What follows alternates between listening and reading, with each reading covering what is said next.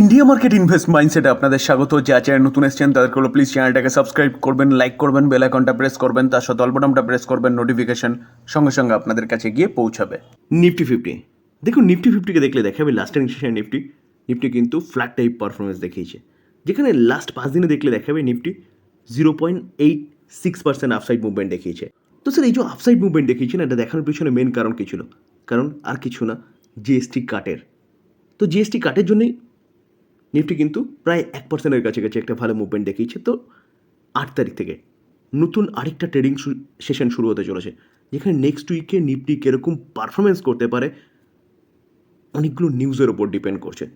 তো চলুন এক এক করে দেখি যে নিউজগুলো কী, যেগুলো কিন্তু আমরা যারা মার্কেটে আছি তাদেরকে অবশ্যই জানা দরকার।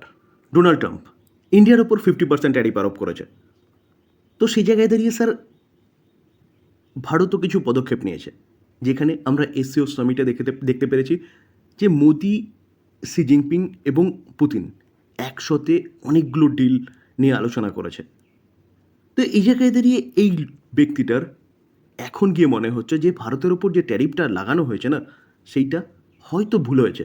তার জন্যে ডোনাল্ড ট্রাম্পের কাছে কিন্তু এখন মোদিজির কে ফ্রেন্ড বলে সম্বোধন করা, বা বলতে পারেন ভারত সম্পর্কে একটু নরম সুর লক্ষ্য করা যাচ্ছে। এখন দেখার বিষয় যে অ্যাডিশনাল 25% ট্যারিফ আরোপ করেছে না, সেই ট্যারিফটা নিয়ে কি কোনো ইউটার্ন নেয়? তো তার উপর কিন্তু মার্কেট ডিপেন্ড করছে কোন দিকে মুভমেন্ট দেখাবে।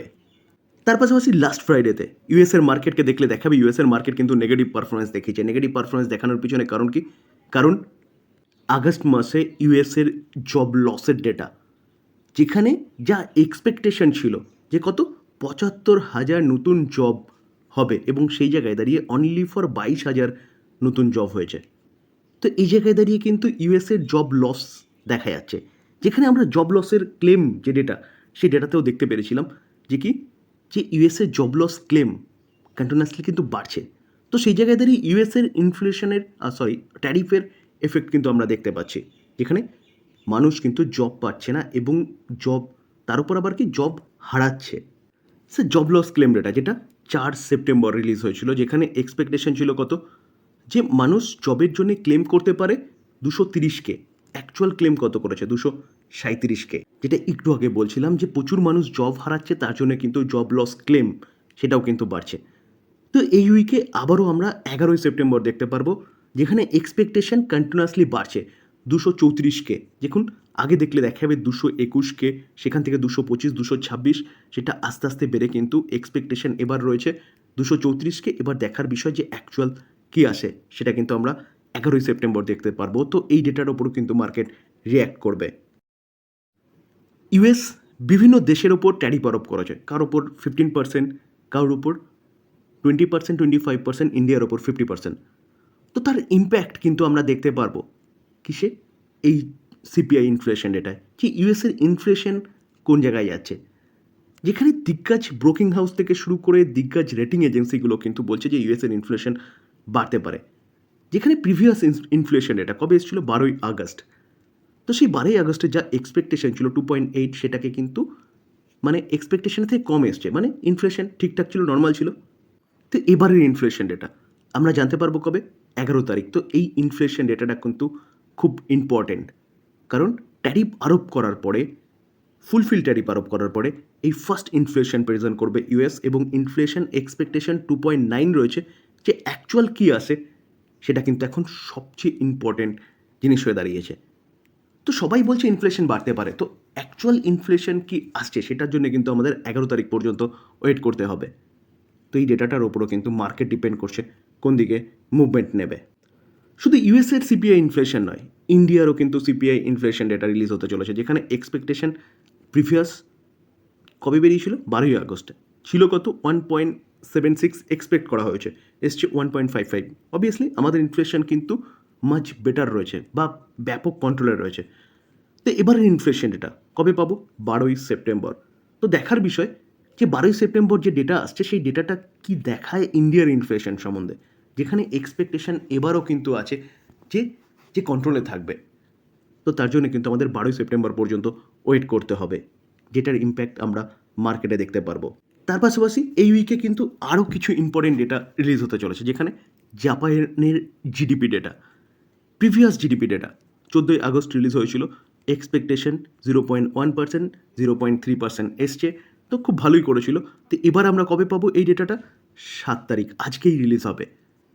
তার উপরও কিন্তু জাপানের মার্কেট ডিপেন্ড করবে যে কোন দিকে মুভমেন্ট দেখাবে, তার ইম্প্যাক্ট কিছুটা ওয়ার্ল্ড মার্কেটেও পড়তে পারে, আমাদের ইন্ডিয়ান মার্কেটেও কিন্তু পড়তে পারে।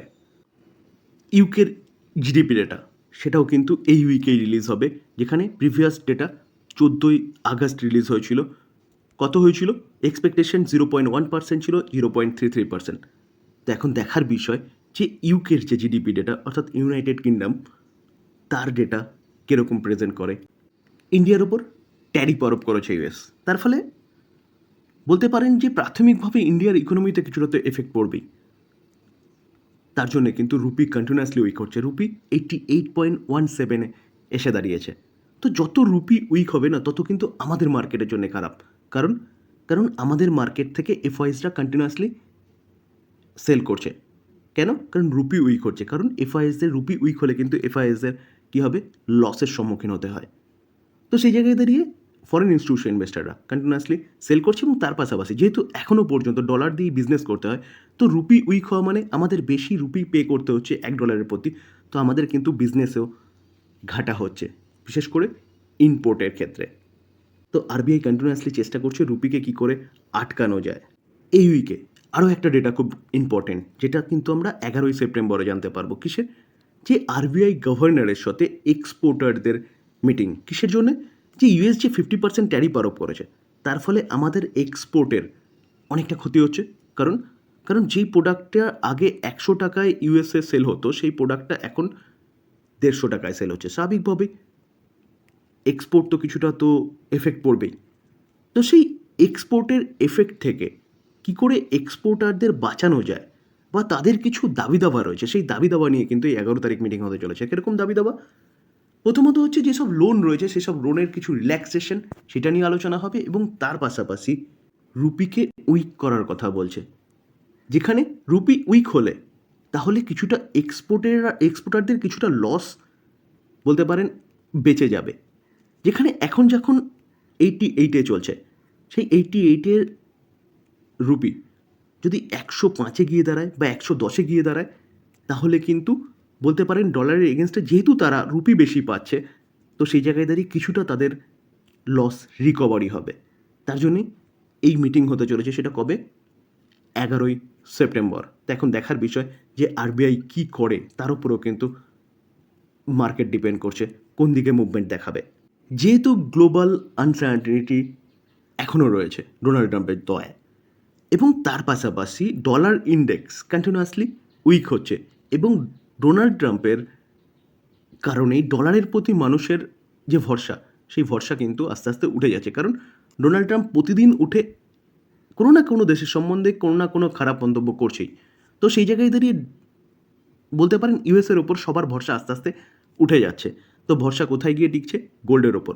কারণ গোল্ড এমন একটা মেটাল, যে মেটালটা কিন্তু কোনো দিনও বলতে পারেন যে কন্ট্রোল করতে পারবে না কেউ, যার জন্যে গোল্ডের দাম কন্টিনিউয়াসলি বাড়ছে। তো দেখলে দেখা যাবে লাস্ট ট্রেডিং সেশনে এমসিএক্সে গোল্ড 1.24% বেড়ে 1,07,740-এ ক্লোজ দিয়েছে। তো গোল্ড বাড়া মানে কিন্তু বলতে পারেন ইকুইটি মার্কেটের জন্য খারাপ। কারণ কারণ স্যার গোল্ডের সাথে ইকুইটির কিন্তু উল্টো সম্পর্ক রয়েছে। গোল্ড যত বাড়বে ইকুইটি মার্কেট কিন্তু তত পড়বে। লাস্ট 1 বছরে দেখলে দেখা যাবে গোল্ড 45% রিটার্ন দিয়েছে, আর ইকুইটি মার্কেট বা নিফটি 50-কে দেখলে দেখা যাবে অনলি ফর 1% রিটার্ন দিয়েছে নিফটি 50।